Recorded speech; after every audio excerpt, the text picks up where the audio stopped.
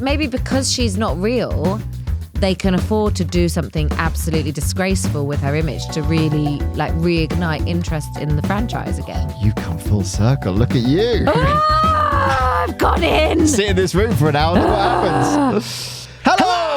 Welcome to Believe, the Conspiracy Theory Podcast. I'm Phil Green. And I'm David Ferguson. And this is a podcast all about the world's craziest conspiracy theories, isn't it? Yes, it is. Unless it's us unveiling the truth for you, our loving audience. That is correct. In each episode, we bring on a fellow comedian, and that comedian has picked a conspiracy theory they want to talk about. It might be a conspiracy theory they believe. It might be a conspiracy theory they don't believe, or it might just be a conspiracy theory they've heard they can't make sense of. They're like, how could this happen? Are there two people that can guide me through the fog into the clear so I can finally see the truth here? And that's what we're here to do. Yes, we're here to help. That's right. Now, we have social media channels. Oh my gosh, yes, we do. We are on TikTok for as long as that may last. We are on Instagram, get us on the gram, and we are on YouTube. That's right. What's our handle?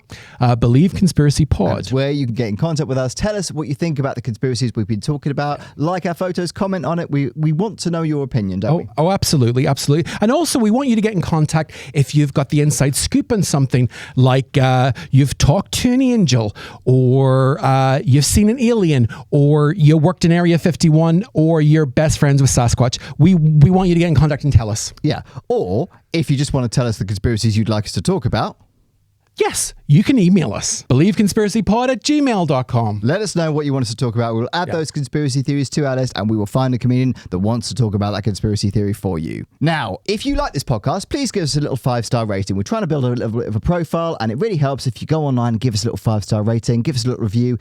It'll help us build it, and we will love you forever if you do that. Yes, and how could you not like it? Absolutely. I have mental health issues, and he has great hair. Absolutely. Also, we're the bad boys of podcasting. We need a following. We do. Bad boys of podcasting. Bad boys for life. Now, we're doing some podcast live shows a bit later on this year. If you go into the show notes of any of our episodes, you'll find a link there. Please click on that and you can get tickets there. We would love to have you there. We are going to be getting on some fantastic guests. We're going to be talking about some great conspiracies. It's going to be a lot of fun, so please come along to some of those. Please do. Now, we've got a wonderful tech here. Oh, we do. We do. And he's got very smartly dressed today. Oh my gosh, the shirt is gorgeous. Very smartly dressed today. Hey, it's a great guest, and he's made the effort. Sometimes he doesn't. He's like, no, I'm not interested for them. But for this guest, he's really up the ante. Oh, absolutely. He's so cute right now. And who is today's wonderful guest? And our tech is the wonderful George. Oh yes, our tech is the wonderful George. Our tech is the wonderful George. Who is our wonderful guest? Today we have Sarah Mills. I love Sarah Mills. I saw one of her work in progress shows in 2 North Down, and it made me laugh. It made me cry. It made me want to hug you desperately. In a gay way. I'm a gay man. Like, fine.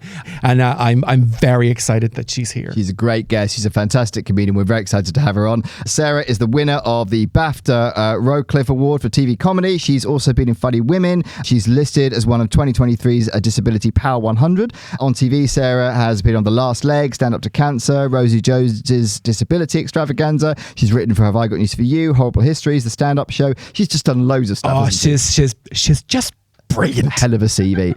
And what is the conspiracy that Sarah has chosen? Oh, today Sarah has chosen J.K. Rowling isn't real. J.K. Rowling isn't real. Let's bring on Sarah. Get out of the rabbit hole. It's a fake. Every single bird in the sky is a robot. It's fiction. Doubt your government. It's an urban legend. If they're actually spraying something in the sky. No way. A stream of absurdity. It's a total fabrication. We don't really know each other, but I feel like I do. We have met. Yeah, but you were saying that you've seen the show at Truth Not Done. You do seem familiar. Yeah, I was there. Any friend of Phil's is a friend of mine. But only a friend, don't get carried away. Welcome to the podcast, Sarah Mills! Yes! Where am I looking? Oh, right, straight there. That See that camera. camera? Okay, good. That's you. Okay. Yeah. Great. But you can look at us if you want to. No. No. Is that distracting? Yeah, that's too why I needed much. to know where else to look. It's too much. What I love, you're the first guest to bring a notepad to make notes. Yeah. During it. Some people bring notes on it. You brought a notepad because you want to learn. I'm proudly studious. You are studious, aren't you? Yeah.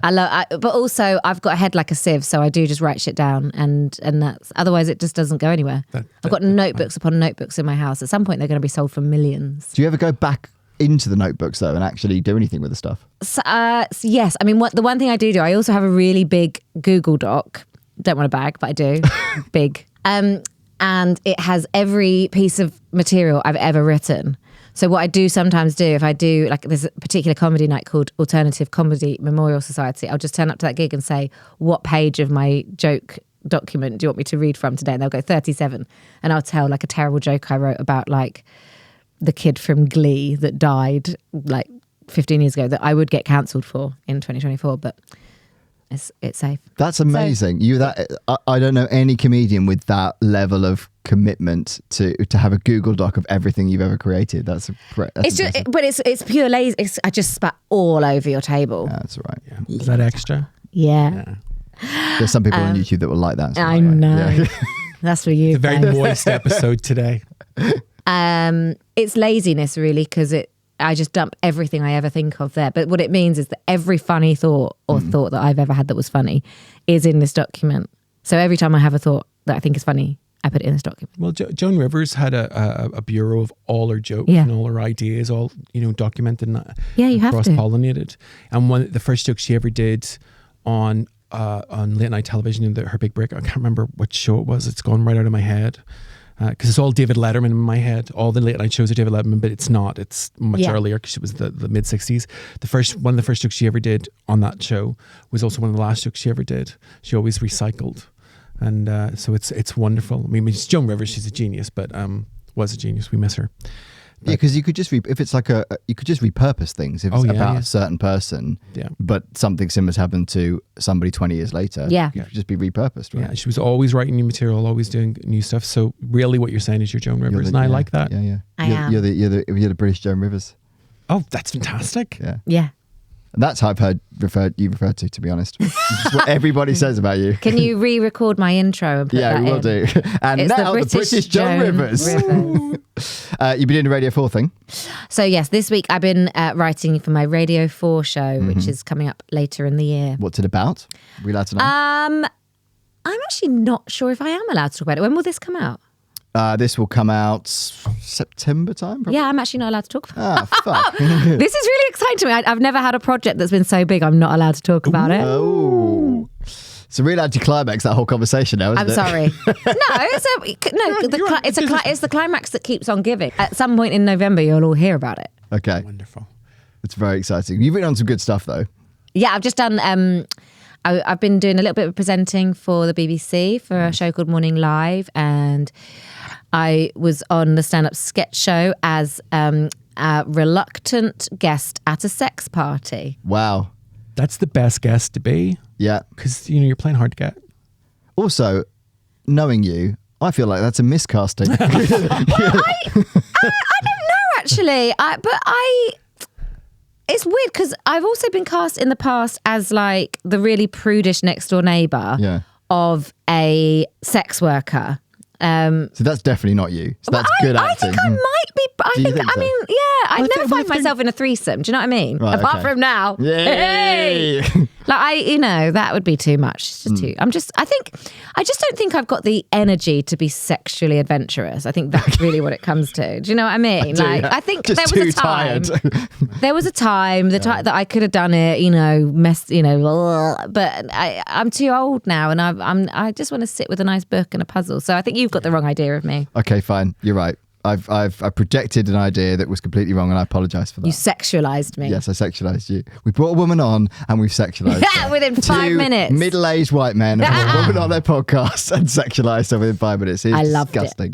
We'll cut all that bit out. That's great. No, we won't. We won't. We'll put it in to make a point to the listeners and ourselves. Yes. I mean, the only people we've need to learn this lesson is you two. Yeah. The listeners so far have not committed any sort of crime that they need to correct. We don't know that. Don't presume this bigoted mindset of them.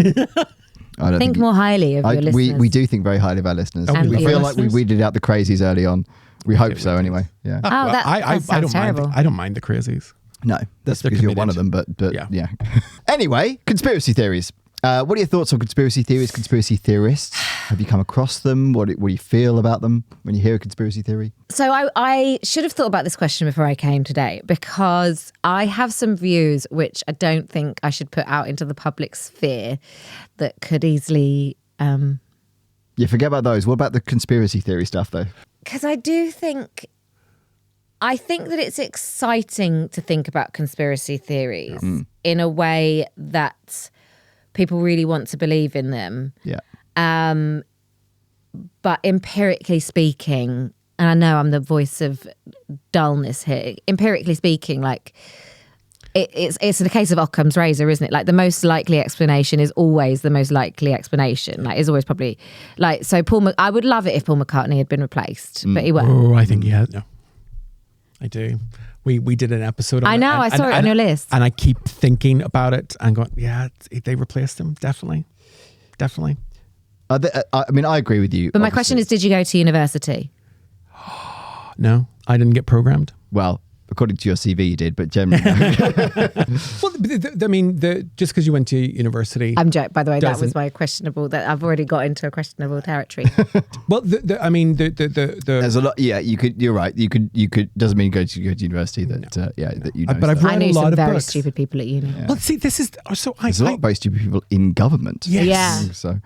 Not anymore. Not anymore, no, actually, in fairness. I don't know. I talk to politicians on a fairly regular basis, and They're a special breed. they are. Yeah. They are. And some of them aren't human. I'm pretty sure of that. Yeah, we know. Well, that's another conspiracy theory, Yeah. that they're all lizard people. Yeah. Ian Duncan Smith, I've met him a few times. I don't think he's human. And Peter I mean Mandelson that. was definitely a lizard. Yeah. Yeah, an iguana. Yeah. But we've had this conversation on the pod. We said, like, but if they are effective lizards, i.e. they're good at their job, are we that bothered? Yeah. Just do your work. It's fine. Yeah. Fine. And I'm not talking about Ian Duncan Smith there, right? By the way, he was not an effective lizard. You should put that on his feedback form on Yeah, Google. we do. Not That'll an go- effective lizard. when he does an Edinburgh One show, star, that'll be honest. not an effective lizard. Okay, so you're dubious most of the time then. I love a conspiracy theory. Do not get me wrong. Like, I love that idea that, you know, the flags on the moon were waving in the wind. And actually, I really love, I love the debunkings of the debunkings. Like, there is a reason why the moon landings can still have happened, but the flags can still have been waving. Because I think it's to do with, something that happened in post-production. The vibrations. I mean, with the moon landing, I think the footage that we're seeing is recorded. I think it's false. I do. However, that doesn't mean that they didn't go to the moon. I've seen. Oh, that's interesting. Yeah, I really do think it was Kubrick recorded it. I do. Have you seen Fly Me to the Moon? No, I haven't seen it yet. Is But that's that- all about. I what did go and see it the other day, and it is about it's about the hype around the moon landings, but it's Yeah. also about it's essentially about the marketing of the moon landings. Oh, interesting. Yeah, and they do film it as man went to the moon, so they're not trying to cover that up. It's very much man went to the moon, but what they do is they also make a film of, in a studio set, man landing on the moon, so that if the feed doesn't work, Yeah. they've got That's stuff what they can happened. put out. That's what That happened. is essentially Yeah. what the Stars concept of in the the film. sky. They find where they shot it. Like It is an interesting concept, because if you think about 69, to be able to beam that back and it to work well. I know there was a bit of a cutout, but generally speaking, the feed went out pretty much live. Did it? Yeah. And so all of those things with the limited technology they had, you could see an argument to suggest that maybe that bit was done in the studio. It's not they didn't go, but maybe that bit was done in the studio. You know, it makes I used to work in TV production, and you would cover your back just to, record Dermot O'Leary doing a sponsored coffee drink. Like, you would cover that with more than one camera. So it makes sense that you would cover the moon landings with a set up moon landing. Like, it would, well, actually, does it make sense? Because why wouldn't you just go, here's the footage, it didn't come back? Because we were in the race with the USSR. Yeah. It was very much Got like in. we won. We got in. So that's why I think the footage that we see, because it's lost, they don't have the original film, and I'm like, that's Yeah, it's footage we're seeing, isn't Yeah. it? Yeah. So it's all very Yeah, right. Like I think being paranoid is a bad thing, but just because you're not paranoid doesn't mean they're not out to get you. Yeah. You know, so I do believe the footage that we're seeing isn't authentic. I mean, it of the time, but it was filmed. Did you ever believe it was authentic? Yeah. So it was one of the things I bonded with my grandfather over. He thought that was such an important thing that we went to the moon, and I agree. And he was also because when the broadcast cuts out, it's believed that the people on the moon were encountering aliens. Like there's we see Father Christmas and all that. Like, so there's all that going on, and my grandfather was really interested in that. Yeah, that you've just gone too far. There were aliens. Yes, and there's crystalline structures on the moon as well.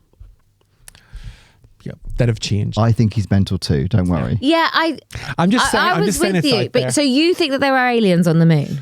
I think other things happened when we were on the moon. Why haven't we gone back? Because we don't need to. We've been. I've been to Turkey. I don't need to go a second time. Well, there are other places I want to go. But but there are places you go to regularly. Like I go to the same restaurant all the time. That's because you're boring. No, they do a really good food. Okay. And it's a big menu. But the thing that I will stand behind is that the footage that we're seeing of the moon landings isn't the authentic footage. That doesn't mean that we didn't go to the moon at that time and everything, but I don't think the footage. I think the footage it's not real. I think the clangers just went, stop fucking turning up. Just fuck off. You've been here once. Yeah. Leave us alone. We already have to share this set dressing with Button Moon. Yeah, exactly. Anyway, moving on. J.K. Rowling. Are you a Harry Potter fan? Good question. I thought you were going to ask me if I was a J.K. Rowling fan, and the answer, obviously, in 2024 is no. Yeah. But I do like Harry Potter. I've never really read the books. I was always too old for the books. But I do like the movies. We watched the movies as a family when I was younger. Mm-hmm. And I think that it's a beautiful, magical space that she's created that then she just sort of decided to piss all over in the last 5 years, and I think it's very sad. But the movies exist. I guess you can enjoy them separately, I hope, and they are really, really lovely movies. That's interesting, because I think a lot of people like that. In her case specifically, people are able to separate art from artist, I think, and I think it's partly because she's the author and this world is so big, and that you're not really thinking about that when you're watching the film or you're reading the book. You're just in that world, aren't you? Yeah, I mean, I guess I probably wouldn't revisit the movies now, but again, it's for the same reason. I don't need to go back to Ayia Napa. I've already been to. I've watched the movies once. I probably wouldn't watch them again when there are other movies to watch. I think. I don't think I've seen the 7th movie, and my appetite to watch it is now gone because I don't appreciate her campaign. But yeah, I did, her world building is second to none. She captivated, a generation of kids, and there's some really sort of there's good storytelling and there's good morals at the heart of the stories, but it's just a shame, I think, that the legacy is tarnished a little bit. Well, that's the thing, because did she even build the world? So, a particularly intriguing theory suggests that J.K. Rowling, the celebrated author of the Harry Potter series, does not actually exist. Proponents of this theory suggest that J.K. Rowling is a pseudonym or collective identity created by a group of writers or corporate entity. The theory that J.K. Rowling doesn't exist stems from the astonishing success and prolific nature of the Harry Potter series. The series' first book, Harry Potter and the Philosopher's Stone, was published in 1997 and rapidly became a global phenomenon. The speed and consistency with which the books were released, alongside the complexity and richness of the narrative, led some to speculate that a single person could not have accomplished such a feat alone. Additionally, the transformation of Rowling from an unknown, struggling writer to one of the most successful authors in history seemed almost too perfect, continuing the notion that her persona was manufactured. This speculation was further fueled by the secrecy surrounding her personal life and the controlled nature of her public appearances, which some interpret as evidence of a constructed identity. But you're not saying that J.K. Rowling isn't real. We're saying exists. That there is a person that may or may not be J.K. Rowling. There is a person that is pretending to be J.K. Rowling, that is the face of Harry Potter, is the face of the writing, but may not be the person that actually wrote the books. Like the new Virginia Andrews. Also, Who's Virginia Andrews? Flowers in the Attic. So she wrote 5 books, died, and then they kept writing books saying it was just the new Virginia Andrews, and it was a writing cabal. Mm-hmm. Yeah. Have you There ever is read Flowers in form the in Attic? history No. for this. There is some form in history for this, which a is, big I deal. think, one of the reasons why this does exist. Well, because they think it about Shakespeare, don't they? Yes. Yeah.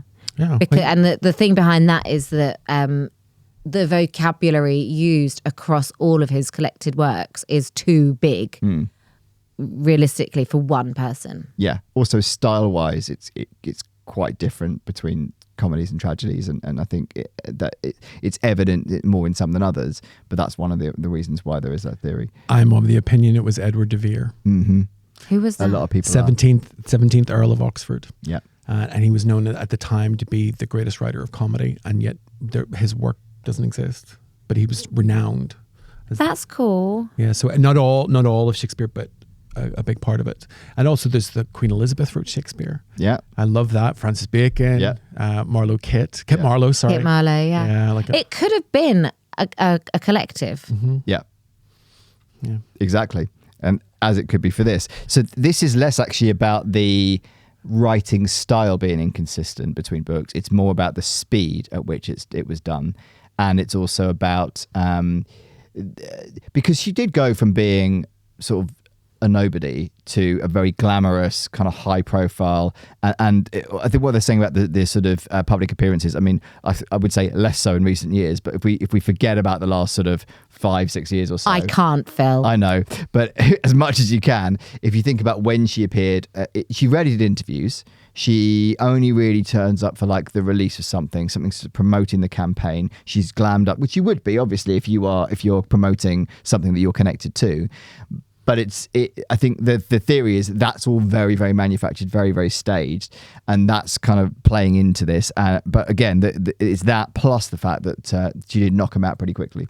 As someone who has used PR in the past, like PR can explain what's happened there without it being that she was falsified. Like she could have a PR team that is that like when it became apparent that her books were going to take off, or that they were, when she signed whatever it was to start off with, a 3-film deal, probably a lot of money was pumped into the J.K. Rowling image at that point to make her to sort of train her for public appearances, to send her off to see an esthetician, to maybe think about elocution, whatever. Like that can have happened and it still not be a conspiracy. Very true. And that is a very rational explanation for this. That's what I'm here for. Absolutely. To The voice piss of all reason. over your conspiracy theories with just cold, hard rationale. We just put the theories out there. We're not saying whether they are right or wrong. We're just saying what the conspiracy theory is. But this is why it's there. But that is a rational explanation for it. But conspiracy theories would probably have a counter argument to that. I mean, I'll give you the reason for the theory. So, as I mentioned before, the prolific output of consistency. So critics argue that the sheer volume and consistent quality of the Harry Potter series are unlikely achievements for a single author. They propose that a team of writers must have been involved to maintain such high standards over an extended period. It's interesting, this one, because like we're saying, well, like we were saying with Shakespeare, there's inconsistencies in the actual writing and the pattern, and so that's why the theory is here. This theory is the opposite of that. It's saying, no, it's too good. It's too good to be one person. It must be a team of people. Is this just not what female writers have been dealing with for time immemorial? Like, oh, she could have done that. It's one woman. How about 10 men? Well, I wondered this. However, this did originate from a female journalist. That's where the conspiracy started, which I will go on to. Sometimes the worst misogynists are women. Yeah. I'm one of them. I did wonder if this is just pure jealousy, because that's kind of feels like where it stems from. But Who is the journalist? Oh, Come on to it Nina now. Grunfeld is her name. Nina Grunfeld. Yeah. What is your beef? Yeah. Was this before? Did she come Did she come up with this before or after? J.K. No, before, Rowling? way before. This is 20 years ago. Right. Okay. So all the books hadn't been released at that point? Or had they just been released? I think they might have just released the last one. It was around that sort of time, I think. Because I would say with the Harry Potter, I remember seeing, being on the tube, going to work and seeing adults reading the adult version of Harry Potter. So you get the Yes. kiddie covers and you get the adult versions. And I went, what wankers? And then I started reading the adult versions. Yeah. What a stupid species we are. When we have to pretend we're reading a different version of something than the young. And it's like, who gives a shit? I loved the Harry Potter books. I really, really did. And especially the last 3, and it's the same person writing it. Like it just is. I'm not saying by the end she wasn't getting a little bit of help, because like even some like Stephen King, who's very prolific. Yeah. No one's saying that he's multiple writers, although I do think he's a ghostwriter now. I think after about Misery, there was someone else helping with he came up with the ideas and then someone else was writing in his style. I kind of think that's what's happening with Stephen King. But if you read Stephen King, he's so prolific, and why can't J.K. Rowling be prolific? Yeah. I mean, even being a woman. Did anyone have a question like? I so expected you to jump on me for that, and you didn't. Oh no! I just It took her a second. She's like, hang on a second. I had a very delayed reaction there because of my stupid female brain. No, I'm not misogynist, Mike. I mean, did anyone have The a best question? misogynists always do have to say that they're not. No, misogynist. yeah, absolutely, yeah. Or the best feminists even. No, Yeah. but Did anyone have a question like Enid Blyton? 'Cause she was prolific, wasn't she? She knocked out multiple books in a year, of all of her different characters. and she was really racist. And I don't know if her world building was as good. It's Oh just no, like 5 it kids was at not. Seaside. 5 kids. We've got another idea. Yep, 7 kids. Yeah. Similar thing. Is it a steam engine or a steam car today? Yeah. Yeah. Yeah. So corporate interest. The theory suggests that Rowling is a front for a corporate entity. The Harry Potter franchise's enormous commercial success, encompassing books, movies, merchandise, and theme parks, could be seen as too strategically perfect to be the work of an individual. This viewpoint posits that a corporation created the J.K. Rowling persona to humanize the brand and drive sales. That does sound feasible. I just like IP, so intellectual property. I don't know if you can engineer it. Like really successful IP.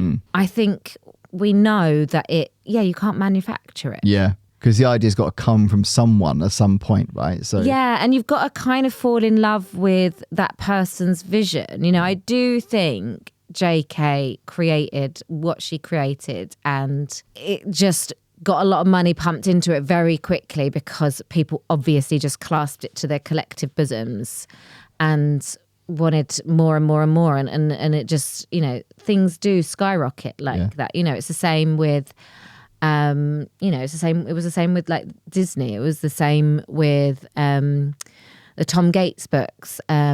People like ideas and concepts do grab. I heard recently about a format called Skibbity Toilet. what's that? I'm scared to ask. Apparently, it's like the most successful format in the entire world, and it's basically some weird like computer heads in a toilet. I don't know. Living in 2024 is weird. Yes. Sorry, I've gone way off piece. I've also experienced, like working behind the scenes in telly, I've seen like ideas have a lot of money thrown at them, or, you know, screen adaptations have a lot of money thrown at them, and they die a horrible death. So I just... But some things you throw money at because it's a good idea, and it does end up being a booming success. And the 1 in 100 that does Exactly. makes up for all those 99 ideas that didn't, right? Yeah. And this is one of those ideas. Yeah. Yeah. Because they could see this was a good thing. They could see kids were... Because it actually grew quite slowly in a sense, because she released 4 books before the first film came out, from what I remember. Because I remember those 4-book packs, right? So it was already a phenomenon before the film came out, and then obviously that escalated it to a new level. In the UK, at least, what it was that we're starting to see literacy rates shoot up. Yeah. And in particular amongst young boys, because they're the ones that don't read, and they suddenly had a book that they wanted to read, and they were discussing it in class, and it just became a phenomenon. And people were very, very excited about it. And it was greatly. I mean, if you, especially the first book. The first book's the most childish of the books. It's like it's for a young audience. Yeah. But like I read that. I remember reading that I was stuck on a train, which is the perfect place to read Harry Potter. And I read the whole thing and just going, oh my God, that was fantastic. Now I'm a comic book reader, so I do read childish literature that maybe has deeper meaning. But I read that first book and went, oh, this is going to be fantastic. Yeah. And then by the time you get to the Half-Blood Prince, like it blows your mind. And then the Deathly Hallows is some of the best writing, I think, of the entire series.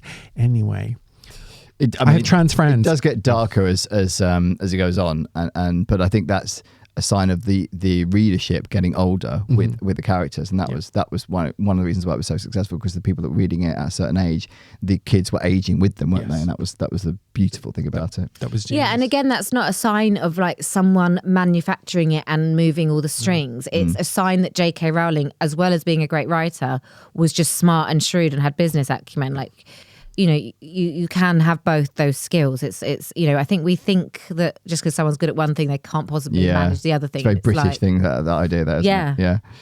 Yeah. So anonymity and pseudonyms. The use of pseudonyms is not uncommon in the literary world. Rowling herself published the Cormoran Strike series under the pseudonym Robert Galbraith. This submission has fueled speculation that J.K. Rowling is a pseudonym, possibly masking multiple contributors.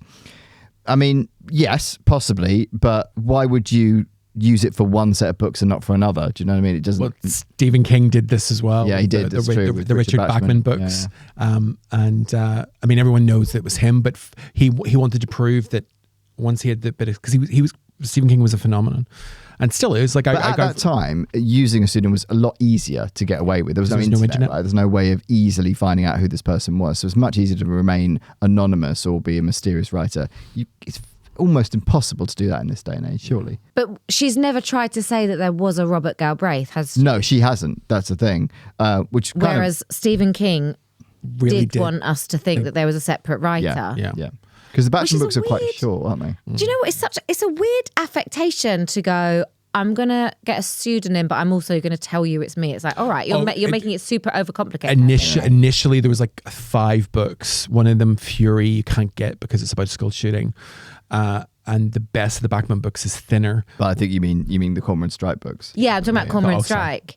Yeah, because like Stephen King, it made sense because he was trying to conceal something. And, it makes sense to have a pen name if there's something you're trying to hide. Like, for example, George Eliot was a woman, but it was yet more misogyny. George, and that was because like women couldn't get published at the time. That Mary, I don't know George Eliot. I wish I could remember George Eliot's real name, but that writer, when she was writing, she couldn't get published as a woman. Like, and it sounds like Stephen King maybe wanted to like try out a different style of writing or something, and he also didn't want wanted to prove that he was. fans. He wanted to prove that he was a good writer. That he could get the deal again. He could get all, and which he did. Like that all happened organically, and then it came out that he was Richard Bachman. But it's like kind of putting on an entire disguise and then going, but it's still me, you guys. Like, why is J.K. Rowling I agree. I've always thought it was weird. And because they made this into a TV series, and her name is on the credits for the TV series, because obviously they're selling it off the back of the J.K. Rowling name. So that doesn't make sense either. It was a weird choice. And also, above all, this is a woman who vocally is against people transitioning from one gender to another, but has taken on a male pen name for some of her books. I mean, you cannot make that shit up, except that she tries to make shit up all the time. It's an odd decision. It is. Controlled public image. Rowling's limited public appearances and carefully managed image contribute to the theory. Her relative reclusiveness and the narrative of her rags to riches story are seen as elements of a carefully crafted public relations strategy designed to foster a compelling backstory for marketing purposes. I'd sort of forgotten about this because she's so in the public eye now and has been for so long that you actually forget how much that story of like she didn't have anything, she was a poor writer, she was like about to, I think, try and get a full-time job because she was going to give up on the writing, and then suddenly this thing hit, and she just went from not much to like a millionaire, not quite overnight, but in a very short time. And I had sort of forgotten about that because it's kind of got lost in the melee of stuff about J.K. Rowling these days. But it was a story that was supposed to be inspirational to writers, and particularly female writers, but writers in general, wasn't it? Don't give up. Just keep focusing on your dream. The thing with that whole don't give up thing is that some people should definitely give up. We know some. But only because if it really did make sense to not give up, there'd be 100 people with like success like J.K. Rowling. Do you know what I mean? Yeah. Like, she is not the only Scottish woman who couldn't afford to heat her house and tried to write novels in a nearby cafe. Mm-hmm. But it just happened that her ones were brilliant. Yeah. And even if you're brilliant, like, again, it does come back to, like, just because she had a good PR team does not mean the whole thing is falsified. Like, she had a good PR team and it's real. Do you know what I mean? Yeah. Because, like, her story is really beguiling and has a real sort of hero's journey to it. But it still is true. But they've just managed to package it and help it and use it to sell the books. Yeah. Yeah. That's what we all do, as comedians. Like, we're just about to hit the Edinburgh Festival. Like, everyone that's hired a PR team for their Edinburgh show, which is most Edinburgh shows, by the way, will craft a narrative around why they're taking that show to Edinburgh and why their personal story is so interesting. It's PR 101. It's not. Yeah. It doesn't undo the fact that she's real. Yeah, and it's every industry, and it's the same with film. It's the same with literature. It's absolutely everything, because you're trying to sell a product, right? So you do what you need to do to sell the product. Yeah, yeah, and get it into people's minds and get it under people's skin and find the points at which they can connect with it. So yeah, like this idea of like not being able to afford your heating, very relevant now in 2024, which is what she forewent paying the gas bill in order to keep up her writing work when she had a small child at home.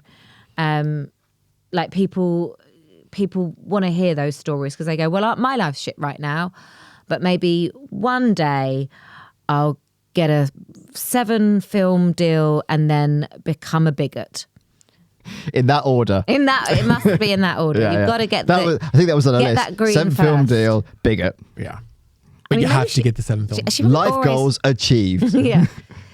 That's the thing, isn't it? At some point, she probably went, I can afford to do this now. She can do whatever she wants. Yeah. And the mask just fell all the way off. And it hasn't impacted Harry Potter in any way. Like she's still a massive revenue generating machine. But I mean, Roald Dahl, we know, had a lot of controversial views, right? Enid Blyton, as you said, also there's a lot of writers and people who have made art, film as well. Roman Polanski is another good example that had very controversial opinions, did a lot of controversial things, but you could still look at that thing and think, well, what they created was still amazing. Yes. And this is one of those examples. I mean, it takes the enjoyment away from me. And like I say, there's plenty of other films I can see and books I can read. So yeah, I never know where I sit on the whole, it's possible to separate out the art from the artist. I never really know how I feel about that. But I do know that for me, I would rather seek out the art from people that aren't cunts. Yeah. So, and there's plenty of art out there for me to be able to do that. Yeah. And I don't think that's me being woke or I don't think that means that my mind is any less broadened, because I just think good people make terrible shit as well. Yeah, a really good example of that is Katy Perry's comeback single, Women's World. Apart from it not being that good, it's also attached to Dr. Luke, and I'm not interested. And I love crap pop music. Do you know what I mean? Who is Dr. Luke? He's the person that he's known for SA. A lot of people. Oh, like really? Why stuff. has she got back into? Yeah. So the idea behind Katy Perry is that it's for controversy because we're still talking about a song that completely flopped. Like it was released like at the time of recording, it was released about 4 weeks ago, and there's still like Katy Perry's flop comeback. But the reason I'm not interested, the reason I don't want to, I have a lot of time for Katy Perry because gay, but she worked with Dr. Luke, and I don't need that, Exactly, you don't. I think people get their knickers in a twist that you don't want to expose yourself. It's like I don't want to really listen to R. Kelly songs. It's like. And it's not really that I'm being like over. Well, to be honest, people would probably call me overly sensitive, but I am sensitive. Like I don't want to. Like if I listen to his voice, I will think about all the girls that he essayed, and I don't want that. And that's I don't want my feel like it doesn't feel like I need to expose myself to that. Yeah, just for the sake of it to make unwoke people happy. It's such a weird thing to be like. Oh, but you can separate the art from the artist. Okay, maybe you can, but But you don't have to. I think you don't have to. I think it's an instinctive thing. It's how you personally feel about it. That for years there was a Lost Prophet song that was still on my iPad, iPod, and it would come on, and I'd be like, and then I'd be like, and then I'd skip it because I can't. It's a great track, but I can't not think about that because it's so dark and so bad. But there's other things like I can watch a Kevin Spacey film and enjoy that because he's in some of my favorite films ever, and I still want to be able to watch those films. So it's how you instinctively feel about it. And Kevin Spacey isn't convicted. He's not convicted, despite the fact that lots of people died that were going to testify against him. Mm-hmm. But that's a whole other conspiracy. Oh, you need to do that one. Oh, we will. So, Nina Grunfeld. So this started from an article written in 2005 by film director Nina Grunfeld, who simply thinks the rags to riches story of J.K. Rowling is too good to be true. Writing in a Norwegian newspaper's cultural pages, she questioned whether it's possible for Rowling to have been the sole creative force behind what's become an international book and movie empire. Grunfeld recounted the stories told about Rowling, where it's claimed that the aspiring author was a poor single mother with a hungry child to feed, who got the idea for Harry Potter while she sat on a delayed train between Manchester and London. With no money for paper or an office, Rowling reportedly started scribbling out the story of Harry Potter on paper napkins picked up in Edinburgh cafes. I mean, it is a very kind of like, that is like, if you were going to write the story of a poor writer, that is exactly what you would write, isn't it? Like, I can sort of see why she thinks that it sort of tugs on the heartstrings, and it sort of does. That the story of the writer is almost as compelling as the stories that the writers created. But also, it doesn't mean it's not true. The thing is, right, we're comedians, and that means that we know many, many, many people who will pretend to be working class in order to get ahead in this industry. And so I actually think it is fair to interrogate the J.K. Rowling origin story because it does sell and people do love a rags to riches. And we have seen, I know people that will claim poverty that would not know poverty if it came up and hit them with one of those crates from a food. But when you're, and I completely agree with that, but when you're talking about poverty as if you've been through it when you haven't, that's one thing, right? Yeah. But when she's not actually writing about that. She's writing fictional stories. The narrative that the PR company put around it is this woman's come from nothing, etc., etc. It's not her.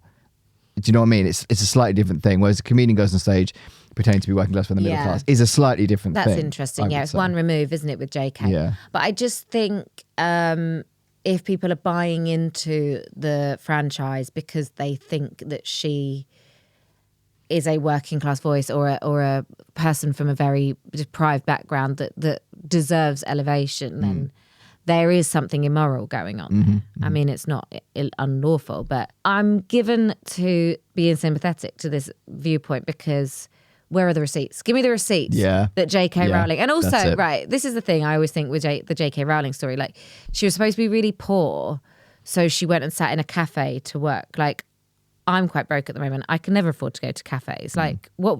Was she supposed to have been living on benefits at that time? I think that... When she was writing Harry Potter, she was on whatever it was, on the job seeker line, but it was benefits, social funds. Yeah. Right, okay. I mean, I guess, actually, logically speaking, and as someone who I have actually lived on benefits a number of times, and I think it actually does make sense to not switch on your own heating, but go to a cafe where there is heating and just hope that you can sit there for as long as you can until someone kicks you out.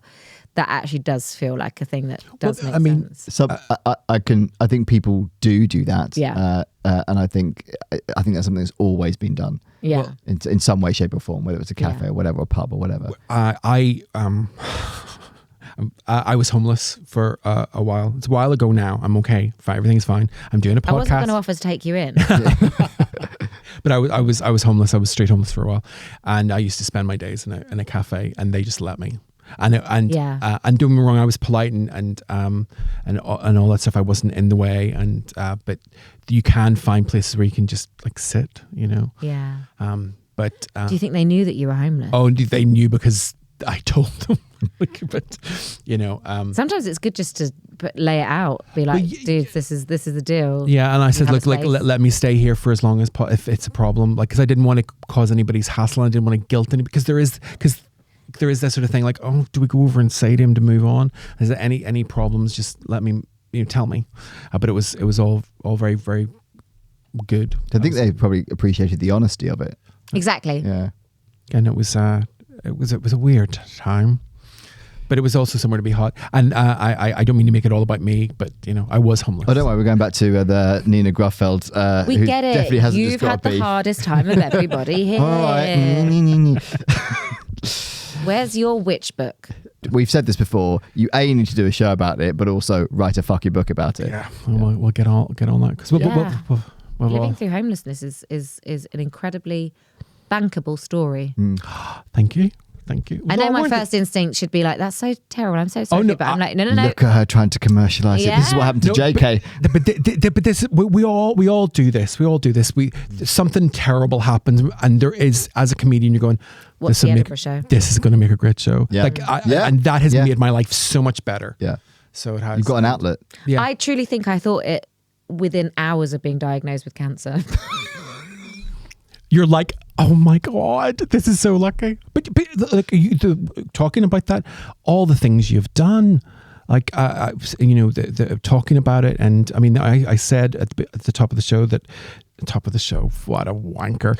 But at the beginning, this is show business. Yeah, at the beginning, I said you were one of my heroes, but you're the reason you're one of my heroes. I know people because you talked about having a stoma and all that, and I know because you did that, you help people just get the fuck over stuff, and just that's amazing, just because you're like, hey, this was my situation. Yeah. It's also the way no that you shame. tell it. It's such a light-hearted tone that you take when you talk about those stories as well. Like, I've seen you in a club set, and that's a dark thing to talk about at a club set. I mean, sometimes I don't think it's the right thing to bring out. So I had bowel cancer. It totally is the right thing. I don't know. Glee Club on a Saturday night. Hey guys, do you want to hear about the time I got cancer in my colon? No, they don't want to talk about it. The stag do's do not want to talk. They need to about know me there's being another in side of life. care. Do you know, it shuts them up though.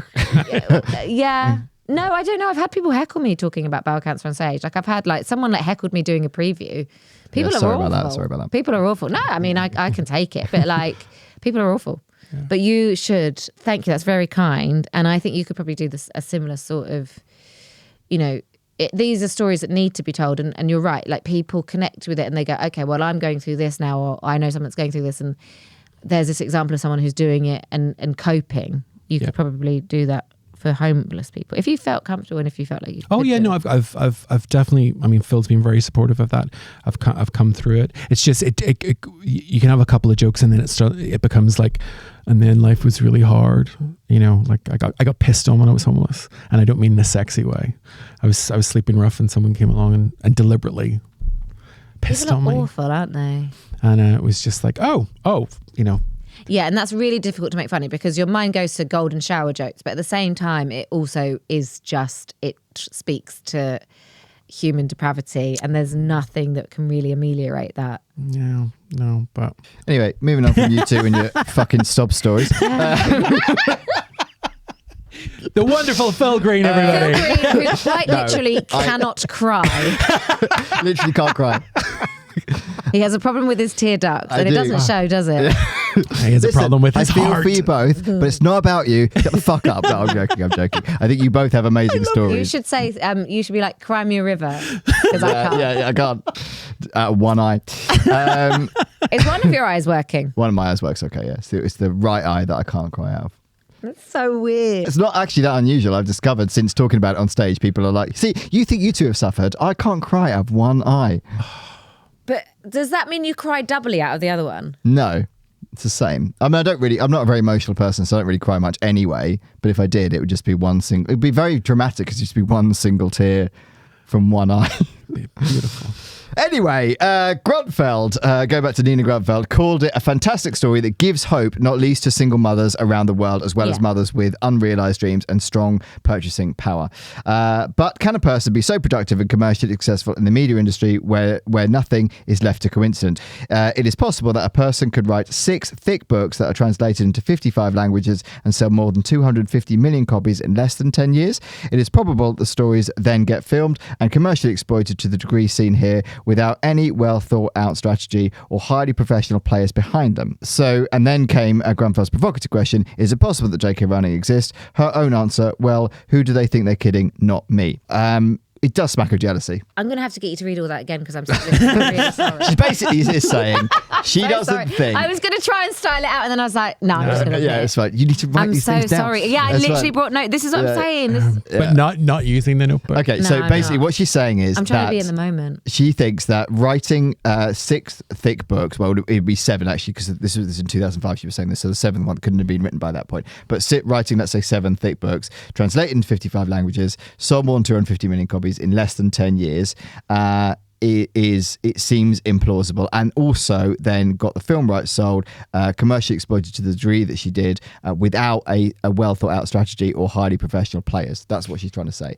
She's saying that wouldn't be possible without a team of people behind it making Does that she happen. think that J.K. Rowling did all the translations herself? Like, I mean, it That's doesn't what I say that, took- but I that's was what I- thinking that myself. Yeah, and yeah. she didn't do the marketing. Like, Imagine if no, she did. J.K. Rowling's not trying to say that she did it all herself. That's weird. I think it's more about getting that done. So what she's saying is, how did she get that done in that short space of time? It's not saying that she did the translations. It's like, how did she get that machinery in place for all of that to happen within a 10-year period?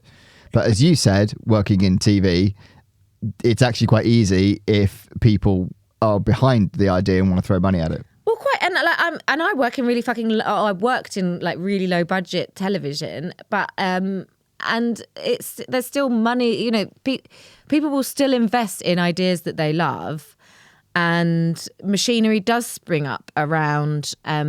We see it in comedy as well. This machinery and this architecture does spring up around people that are tipped to be the next big thing. You know, and often.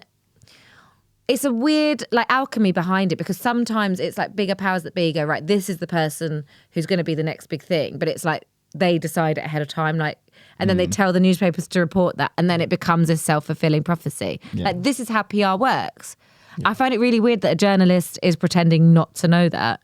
Yeah, I find that weird too. I don't really know what else. A Norwegian journalist. It's very specific anyway, but for whatever reason, she's taken to I mean, she points out, so Grunfeld went on to float that she willingly concedes this may be a conspiracy theory. I mean, she started it, so she surely would have to. That the books instead have been produced by hack writers like those at the syndicate that produced the Nancy Drew mystery series for young readers. I did look into that, and that is true. They were produced by a syndicate. The author printed on the books, Caroline Keane, never really existed, adding that she thinks Rowling is a product of a gigantic concern with the names Bloomsbury Publishing PLC and Warner Brothers in the concern's ranks. I may be both paranoid and conspiratorial, but I can't shake the thought that J.K. Rowling is a pseudonym alongside the likes of Caroline Keane. Grunfeld, who at the time was 36, and she was a 36-year-old daughter of a prominent psychiatrist who's been decorated by the king, as in the king of Norway. Grunfeld completed a highly acclaimed documentary on her father's life as a juvenile Jewish refugee from Slovakia who went on to Norway in the 1930s, and who knows all too well the challenges artists face in securing financing for projects. But that whole thing makes me think, well, then if you know all of that, you know how this industry works, you know how the machinery works, which makes it even more baffling that she's questioning it with JK. I wonder if this is just, she wanted to make a name for herself, so putting a controversial article out there kind of boosts her own profile, maybe.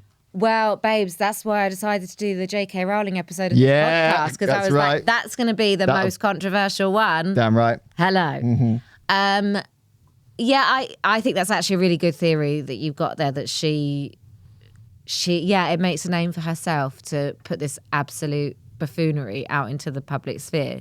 So is that what you think is the explanation? Is because that actually does make a really good explanation. Yeah, because it means that it is fact that she wrote this article. It's fact that she exists. It checks out historically that is her background. So I can't think of any other reason why somebody would just randomly come out and make these statements. It doesn't seem to make sense. Has anyone else bought into this idea? Yeah, I mean, it sort of gained a bit of traction online at the time, and people were believing it. But like we've said this with a lot of conspiracies, if you put out a compelling enough case, there'll always be people online that will believe it because they want to believe in something. They want to believe, as we've said many times in this podcast, we've got the inside scoop. We know something you don't know. You're all idiots. You all think that this is written by one person, but I know the truth. Yeah, you and sweet summer child. Yeah. You know, I mean, I've read all the books, and it's the same voice. I'm not saying there wasn't an editor involved. I'm not saying other people didn't help. I'm not saying there wasn't a hot housing of ideas. I don't think that was the case. Actually, I just think J.K. Rowling was able to write these stories. I mean, they're really consistent. And some people are just prolific. Yeah. Like it's like, if you look at Stan Lee and Jack Kirby, they created the Marvel Universe. And that's been the predominant entertainment for the last 20 years. That it shouldn't have happened, but it did. Arguably shouldn't have been for the last few years, but yeah. Once Endgame was over, that should have been the end. Yeah. That should have been the end. So she said, this is Grunfeld still, I think the secret behind J.K. Rowling is guarded more strongly than the entrance to Willy Wonka's chocolate factory. She's got bands. The truth, she believes, won't emerge until the market for Harry Potter is saturated, until the actress behind J.K. Rowling gets tired of her role, and not until the real authors behind the pseudonym feel an enormous need for recognition. She's just gone over the top there. So first of all, let's break this down piece by piece. Yeah. Willy Wonka's chocolate factory, the entrance to it is not shrouded in mystery. No. Everyone knew where it was, and it was very highly visitable. Mm-hmm. You couldn't get in. Yeah. You didn't know how they made them inside, but you knew where the entrance was. Yeah. So that falls down. Poor journalism. Poor journalism.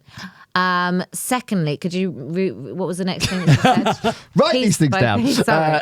You have notepad and pen. I know. The truth, she believes, won't emerge until the market for Harry Potter is saturated. Oh, and she thinks an actress is playing the actress behind J.K. Rowling gets tired of her role, or the real authors behind the pseudonym feel the need for the recognition. So somebody within the team of writers goes, do you know what? We wrote this. It was us. Has that ever happened? I don't know. Has anyone actually ever come forwards and gone, actually, we wrote this? Like, has anyone? No, but I suppose you sign NDAs, don't you? Oh, NDAs get broken all the time, or get timed out. They'd have to be watertight for them to say absolutely nothing for 20, 25 years, wouldn't they? Yeah, and there's also the whole controversy with we were talking about with J.K. Rowling. If that was a corporate entity that cut ties immediately and go, oh no, and well, because of her views on. Yeah. The trans community. Yeah. And her being controversial. And that hasn't happened. Well, maybe that was part of it from the start. Oh, God. That's a bit depressing. Maybe that was all part of the strategy. Maybe it's a conglomeration of transphobes that went, if you write this... Maybe because she's not real, they can afford to do something absolutely disgraceful with her image to really reignite interest in the franchise again. Oh, you've come full circle. Look at you. I've gone in. Sit in this room for an hour and what happens? Nothing sounds like controversy. Just ask Katy Perry and Dr. Luke. So those challenging the theory note it took 3 years to get the fourth book finished and point out the consistent weaknesses in Rowling's writing that no group of hackers would leave behind. Tom Dahl of the publishing firm Dam, which releases the books in Norway, says he doesn't take Grunfeld's theory seriously. It's pure speculation. It's fun to fantasize about theories, but this is one entirely without facts. And the head of the publishing house, who had the rights to Harry Potter in Norway, laughed at the Grunfeld's comment. I met the author J.K. Rowling a few years ago, and she was a decidedly genuine human, in addition to be a charming and quite special person. There are actually some people who are very talented and productive. He did meet her before all this kicked off, by the way. This was about 15 years ago, so just so we're clear. And she lost her J.K. Rowling lost her billionaire status because she gave to so much charities. Mm-hmm. So she is very philanthropic, is that philanthropic? The word? Yeah, but anyway. Yeah. So counter-arguments and critique. Despite the intriguing nature of the theory, substantial evidence supports J.K. Rowling's existence as an individual author. Interviews, public appearances and personal anecdotes from friends, family and colleagues paint a consistent picture of Rowling as a real person with a genuine story. The detailed personal history she has shared includes her struggles with poverty and her journey to literary success, aligns with many veritable facts. Moreover, the idea that a conspiracy of this magnitude could be maintained over decades without any credible leaks or whistleblowers strains Credulity. The involvement of numerous publishers, editors, and close associates makes it highly improbable that such a secret could be kept under wraps. And that is, as we've said about things like the moon landings, as we've said about many other conspiracies, when it's something of this scale, for everyone to just shut up and keep them for 25, 30 years just seems implausible, doesn't it? We are a fundamentally gossipy species. Like no one keeps secrets like that. Everyone loves, or you forget that you're not supposed to tell someone something. Do you know what I mean? Like, also, she's just she's like real life Truman Show. Do you know what I mean? Like she's an actress. She's an actress, yeah, playing a role. And we saw what that happened. means that she's got her own. She lives in a life. If we're saying that J.K. Rowling is played by an actress, then that actress has a life with other people in it that are just going, "Oh, Mum's off to work today." You know, they're all bought in. Being J.K. Rowling. That's it, yeah. Like the citizens of Finland. Yeah. They've all got to be paid off. They'll all be paid. Finland's not a real country. Oh, Finland's not a real country. Yeah. It doesn't exist. And when you meet someone who's from Finland, they're an actor. Yeah, they're an actor. They're from Russia or Northern Estonia. Yeah. We'll mansplain to you later. The well-known misogyny of the Believetheconspiracytheory. It's because we've got to wrap it up. So implications and broader context. The persistence of J.K. Rowling conspiracy theory reflects broader societal trends, including skepticism towards powerful entities and the allure of alternative narratives. In an era where information is ubiquitous and often overwhelming, conspiracy theories provide simple explanations for complex phenomena, often offering a sense of control and understanding, which is basically what we're saying, is that these people are, they want an explanation as to how somebody could be that prolific, that talented, and write such a compelling story. Like no and have one could that do amount that. of success, essentially.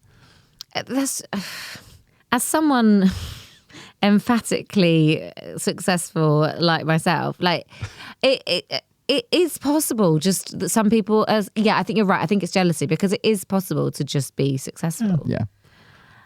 And like I say, sometimes entities do just get behind people to make them successful, because it is a way, like what she's kind of identified is something at the heart of the industry, which is that success is often manufactured, but it still comes from true talent. Do you know what I mean? Yeah, there's got to be a seed of talent there. And there's got to be a pretty big seed of talent for something of this scale to happen. Additionally, the theory highlights the public's fascination with the creative process and the mystique of authorship. The notion that a single individual could create a world as intricate and beloved as Harry Potter is awe-inspiring to some, and to some implausible, prompting alternative explanations. And I think that's the thing. If we're around creative people a lot, right? And we see people who are uber creative, and we see people create and build things that are hugely successful, whether it is a series of books, whether it's an incredible Baby Reindeer, classic example of that. Yeah. Look at the phenomenon that's become. This podcast, that kind of incredible scale, We're manifesting. Yeah, but we do see that, and if you're not in that world and you don't see that, then you from the outside in, you could go, well, how could that happen by just one person? But of course it's possible. Yeah. I mean, I think it just speaks to, what's this woman's name? Nina Grunfeld. Yeah, I think it speaks to Nina's lack of productivity. Like that she's so gobsmacked that this could ever be possible. Like it just tells us something about what she thinks is possible. Yeah. Completely true. Sorry, Nina. Yeah. Sorry, babe. You fucking misogynist. Yeah, No. Oh, yeah, maybe. The conspiracy theory that J.K. Rowling does not exist underscores the intersection of literary success, public persona, and the corporate influence in the modern world. While compelling, the theory is ultimately undermined by substantial evidence of Rowling's personal existence and authorship. Nonetheless, its popularity sheds light on societal attitudes towards creativity, success, and the narratives that shape our understanding of cultural phenomena. In the end, whether or not one believes in the theory, the impact of the Harry Potter series on global literature and popular culture is undeniably real. Yes. It is. Yes. You were looking at me for a pithy remark, and I had one of agreement. Yeah. She's staring deep into the camera lens for those that are listening on the audio. It's still a success. Yeah, exactly. So, does J.K. Rowling exist? Yes. Okay, I think we're all in agreement. Yeah. We may not necessarily agree with everything she says, but we do agree she is a real person, and we also agree she's created probably the biggest phenomenon of the last 30 years. Yeah. Transformed the British film industry. Yeah.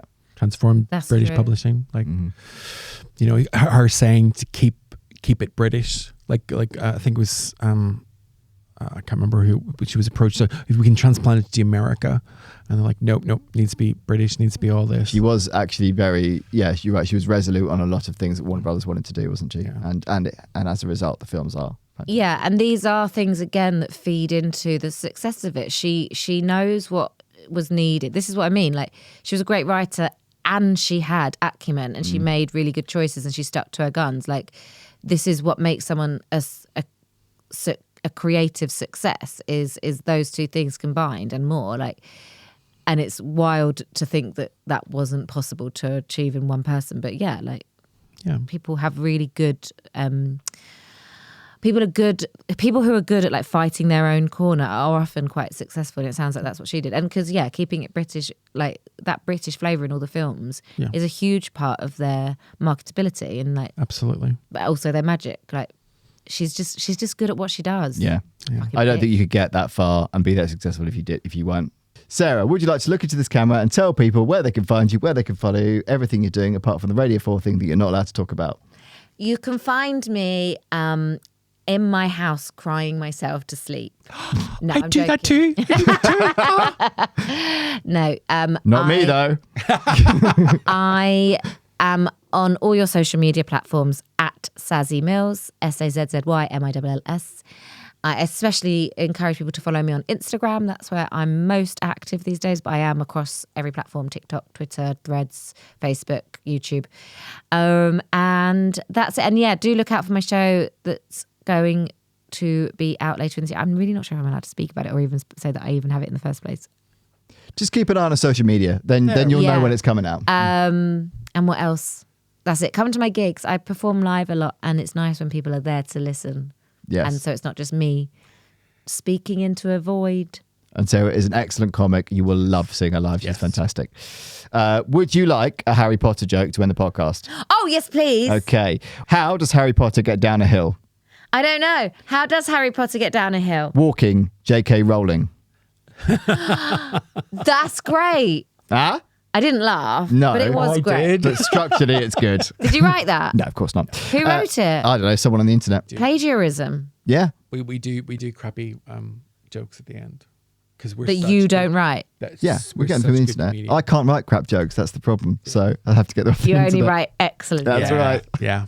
As you know. That's the end of the podcast. Thanks for listening. Bye. Please like and subscribe on Apple, Spotify, Amazon, YouTube, or wherever you get your podcasts. The more lovely subscribers we get, the more episodes we'll make. And follow us on Instagram and TikTok for regular updates and exclusive videos at Believe Conspiracy Pod. We love you. Bye.